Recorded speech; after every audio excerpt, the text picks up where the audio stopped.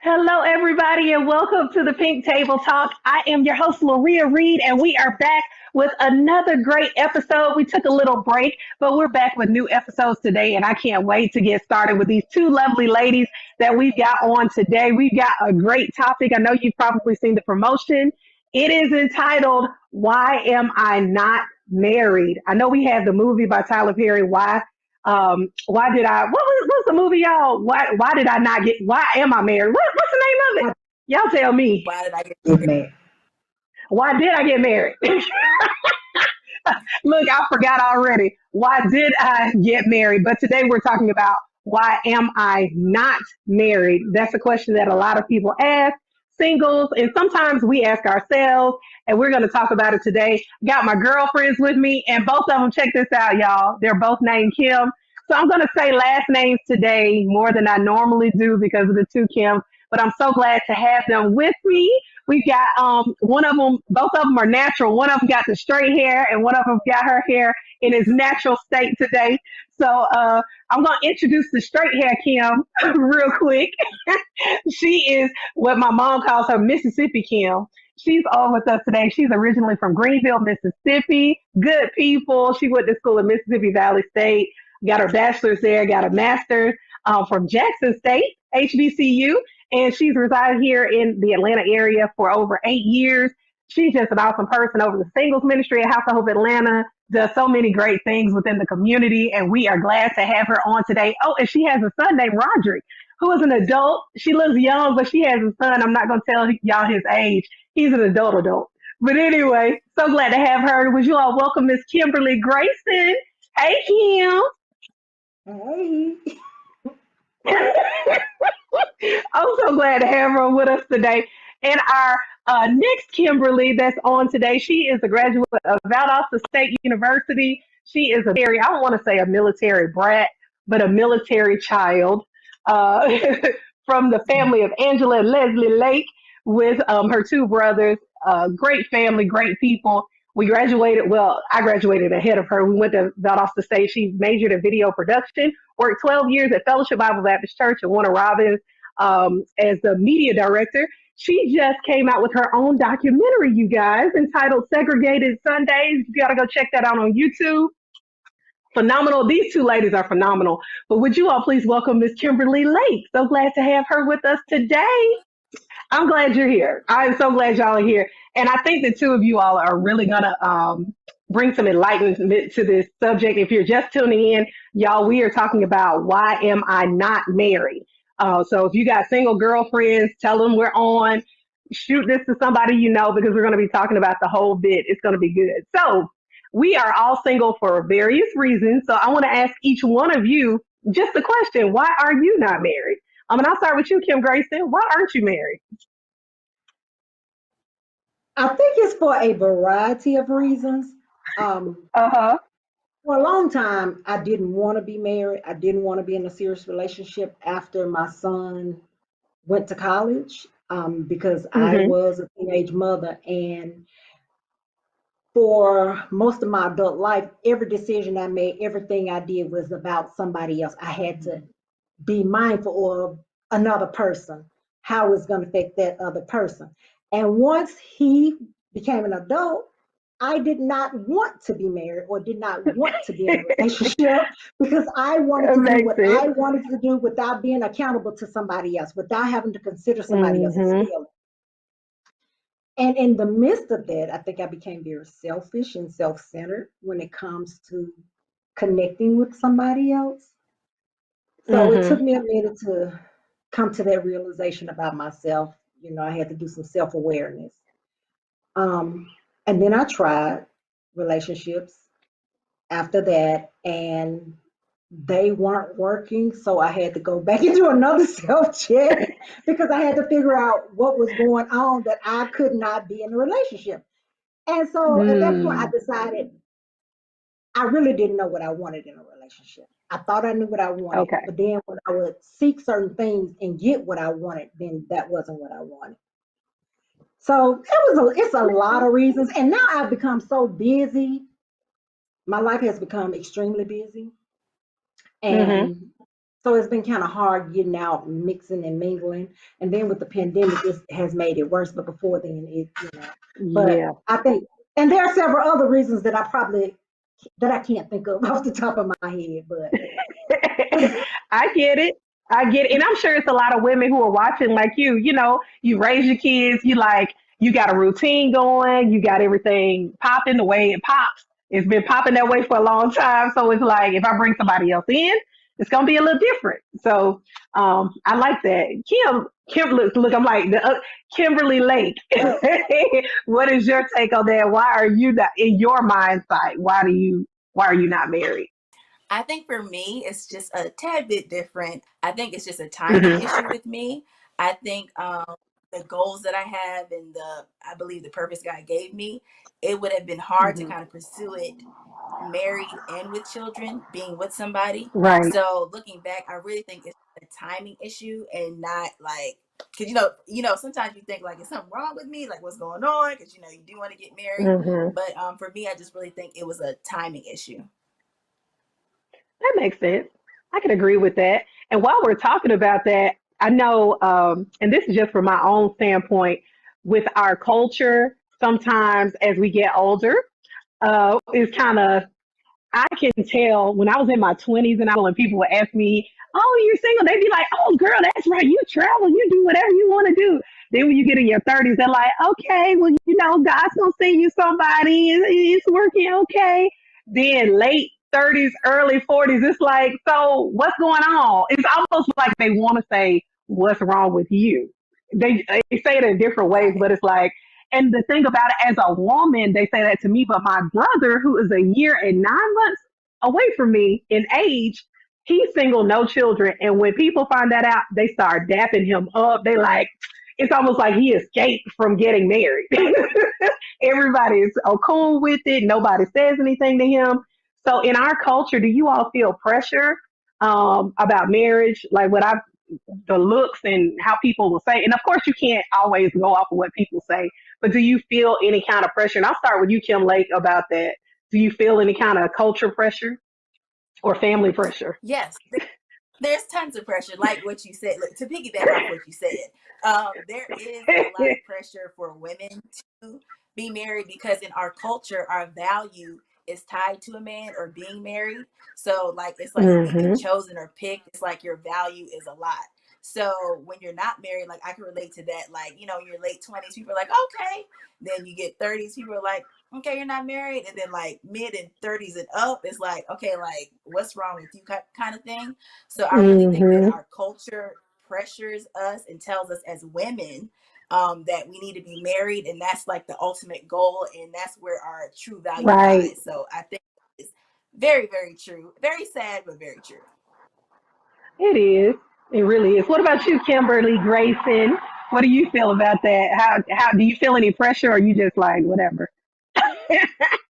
well, I used to feel pressure um, because, like both of you said, the culture is that, especially in church, it's like if you're not married, something is wrong with you. Or, and then every married, well, not every, but all the married women think you want their husbands. Right. And so that's a different type of, because if I don't get married, I'm gonna be known as the church slut, or you know, you're laughing, but I'm very serious. You know I know you're it. serious. I know you're serious. So I used to feel that pressure, but now I'm at a point where if I'm comfortable with who I am, would I like to get married one day? Of course, but if I don't, I'll be okay. You know, I'm good if Right. I don't. Um, if you Hmm. got a problem with me being single, that's your problem, not mine. Right. So I've gotten to the point that I don't let it bother me anymore.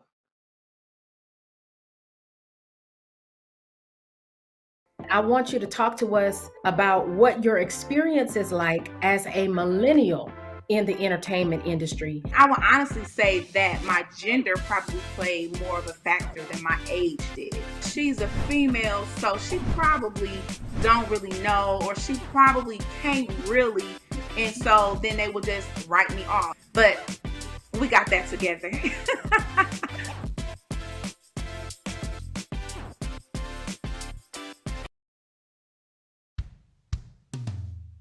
Hey world, I have a quick message. It's about safe driving. All right, let's go. Anytime you're driving, have the seatbelt buckled tight, both hands on the wheel and your phone out of sight. When not in your hand trying to text somebody back, because if you do, your car might get smacked. The moral of the story, just put your phone down. The people on the road will stay safe and sound. Put your phone down, put your phone down. People on the road will stay safe and sound. Yeah.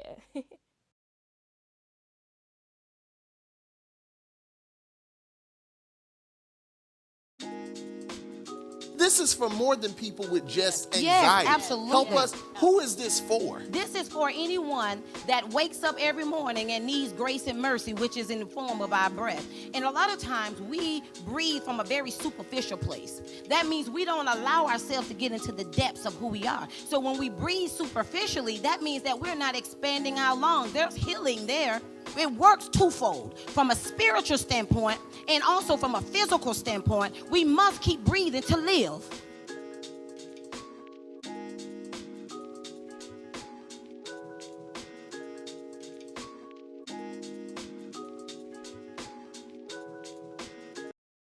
And it's funny you brought up the church because I was just thinking, and I just read this post where they were talking about singles in the church. She posted how she felt like in the church in general, not in specific churches, but in general, they teach us to be wives, but they never talk to the men about being husbands. So we always hear, women, you got to be a good wife. You got to have yourself ready for the right man. You need to make sure that you're good. But we don't hear that about men like brothers. You may not have had a father in your life, or nobody talks to them the way they talk to us. Is that just me, or is that y'all? Kim Lake, what do you feel about that? Oh, whichever one.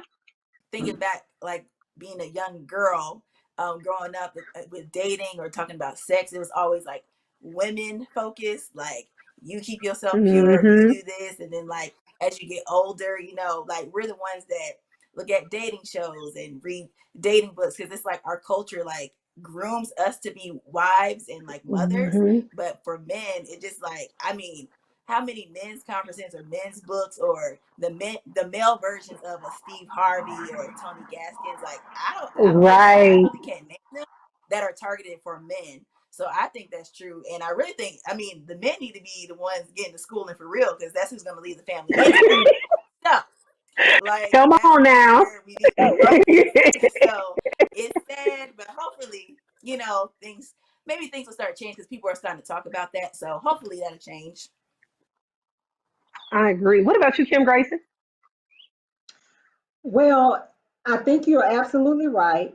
And like the other Kim just said, men are not taught that they should be good husbands and good fathers and good leaders. They're not taught that they should be great protectors and providers.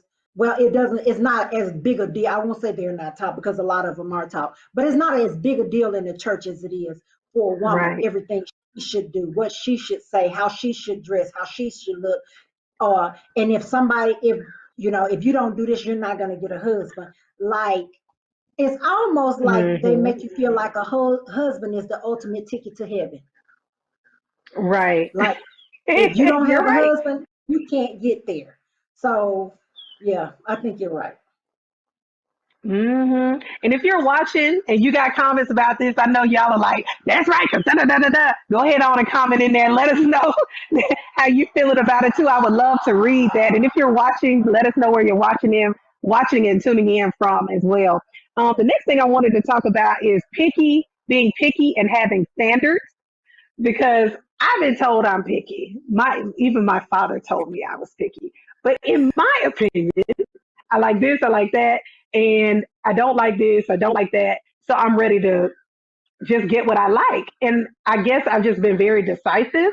I don't feel like it's pickiness, but y'all know me, so y'all might feel that way too. But anyway, so two of you all, what do you all feel about picky and standard? Um, Whichever one wants to go first. Well, I'll say there is a difference between being picky and being standard. And I'll just take some of my issues. Requiring I already know this is going to be you know funny. me. When I when I go on a first date, the first date question is, do you believe in Jesus Christ? If your answer is no, that's the end of it. That's a standard. But if I go on a first date and I don't like the way your clothes fit you, that's picky. If your swag ain't on 10, and your swag ain't on 10,000, that's picky. Standards are things, to me, are things that should be embedded in a person. When am I making sense? No, you make To me, sense. a It makes standard sense. is something that I require, that I want in a person that already in them, not something that I can Mm-hmm. groom them for. To me, Right. picky issues are things that I could possibly groom you for. That's my version of it. Gotcha. Okay. Okay. What about you, Kim Lake? Yeah, so I agree with Kim. I think when you have standards, I say that's like a non-negotiable. So like I'm a Christian, so I need to be with somebody that's a Christian. I want to have children, so I need to be with somebody that wants to have children, I should say, excuse me. There's certain standards that you have that you shouldn't like give up on because they're like true to you. But as she said, there's picky because like I have literally had conversations with women where I'll be like, so they'll like for height, for instance, they're stuck on a specific height. So like I said, so if a guy is everything you want and he ain't 6'3", he's 5'10", like would you talk to him? And it's like, well, he ain't everything I want then. So I'm like, okay, like stuff like that, like that's being picky to me. So and I think like she was saying about the clothes or like Steve Harvey or Russell Wilson, like pre their wives, like their fashion just wasn't on point. Right. But Marjorie and Sierra, like, got them together. So I think as long as you have those core values and things that you really need in a partner there, then the other things can be like changed. So you ain't gotta be picky. Just keep your standards and then what can be changed, you can work on like a house, have a little fixer upper. So Yeah. Yeah. As long as you got that good foundation, that's what we're looking for. The right. foundation got to be, you don't want nobody that's, you just got to have the core values got to be good. And, you can change out a window or,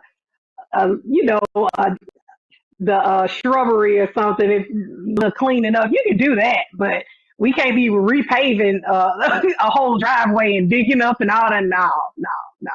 But yeah, thank y'all for that. The next thing I wanted to ask, I know the two of you have different personalities. Kim Grayson is more of an extrovert, in my opinion.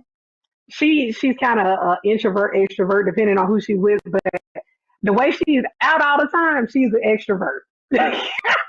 And Kim Lake is more of an introvert. So I know your personalities. And I'm gonna start with this with Kim Grayson. She'll call me and say, "Hey, we going and we doing this and we doing that." Da, da, da, da, da. How do you remain out and open? Say it like going out and doing things when you get into a routine. I know you talk about being busy. Because I am very, very busy, I consider myself an excellent manager of my time. So just being transparent, I schedule it in my calendar. Even like getting out by myself, going places to have dinner, just to sit at the bar, at the sports bar, at the bar and see, I put it on my calendar because if it's not on my calendar, it won't happen. So even when I'm hanging out with friends, whatever the schedule is, I have to put it on my calendar so that, and if it's on there, I'm gonna do it. And sometimes I've been known to have to force myself to get out because my day starts at 5 a.m. and by 7 p.m. I've been running since 5 a.m. You really want me to take a shower and put on clothes and look Right. decent and wear, but it's like this is what you have to do, in order to be sociable. So that, and living alone also, you don't want to be in the house by yourself all the time, because then you start talking to people that are not there. So, but basically, I put it on my calendar. I just put it on my calendar. I got you. Makes sense. A lot of sense. I need to start doing that, just putting it on the calendar. What about you, Kim? I know with you being an introvert, how do you, and we have a lot of people who might be watching now, and it's like, I don't want to go out, I don't want to meet nobody, but I do want to be married, I do want to date somebody, I do want to do something. Is there something that you do um, to kind of combat that with your personality? Yes. Well, look, I'm gonna talk to my introverts out there. When you're an introvert, people like to make you feel like something is wrong with you. But there's nothing wrong with you. That's just your personality, how God made you. So like you should work with the strength of your introvertness, if that's a word. So we thrive one-on-one in intimate and small group settings. So like when I moved, for instance, to Nashville, I did not know anybody in Nashville. I downloaded an app called Meetup. And on Meetup, there is like anything you have an interest in, there's like a group for it. So whatever I was interested in, from books to restaurants to outdoor things, like I looked up those small groups. It might be coffee shops, small group settings, small groups, anything that's small or intimate, we're just more comfortable in, and it doesn't drain us with that. And also online dating. I mean, now we're in the social media age. Like Steve, look, I keep saying Steve Harvey, but he be talking all the time. So Steve Harvey talks about, you can just put up a profile and guys will come to your message you or DM you or try to call you. And that's true. Like you can literally throw up a profile and you'll get interaction that way. So I think looking at small group activities and things that are online with your interests, because when we're interested in something, that's when we come out the most. So I think looking at those two things will help you being an introvert. Well, it sounds like we got us two dating coaches on here today, y'all. They told us how to get. If you want to go out, follow Kim Grayson. You want to be an introvert. Look, y'all need to start a little business. You'll get everybody popping, on and popping. But I'm so grateful that you all were able to come. Anything that you want to say to anybody that's single, any single female? And I'll start with you, Kim. Like any encouraging words that you want to give to somebody today about being single. Well, being single is not a curse. You are whole. You are a complete person on your own. So being with somebody doesn't add value to you. You are born with that value. You have it. Nothing can take it away. So just continue to live your life, find your purpose, work on yourself. And I believe when it's the right time, you'll cross paths with who you want to be with, and who you desire to be with, if that's what you want to do. And if you want to stay single, that's cool too. We all have different paths. So just find your path, live it, and just trust God to do the rest. Amen. Amen. What about you, Kim Grayson? Well, I will say, always, always, always remember, no matter who you meet, who they are, where you meet them, you are enough for every situation. You are enough to be a wife. You are enough to be a girlfriend. You are enough to do whatever, go wherever, and accomplish whatever you want. So don't allow other people in their circumstances to determine who you are and where you're going. Don't settle, because you're enough to get whatever it is you want. Do not settle just because you don't want to be alone. And wow, that's good. She said, and that's that on that. Very good. I love it. I love it. I love it. But thank you guys for both being on the pink table. Y'all have to really come back for real, because I feel like we kind of scratched the surface, but we really didn't dig in there where we really, really, really, But we'll do that at another time. But Kim Grayson, thank you for being on. Kim Lake, thank you both for coming. I appreciate it. Make sure that you share this video with your friend. They just spit some good wisdom to us, ladies. All right. Love you guys. Thank y'all for being here, and we'll see you next time. all right, bye. Thank you.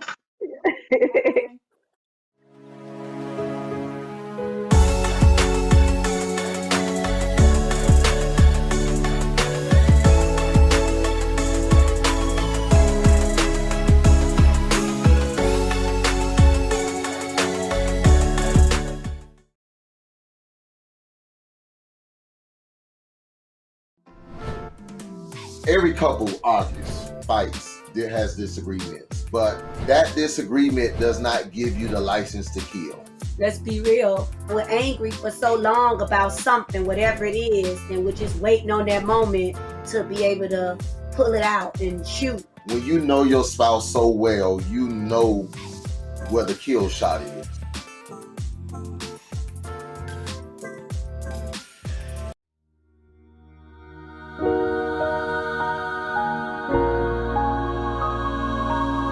Yeah.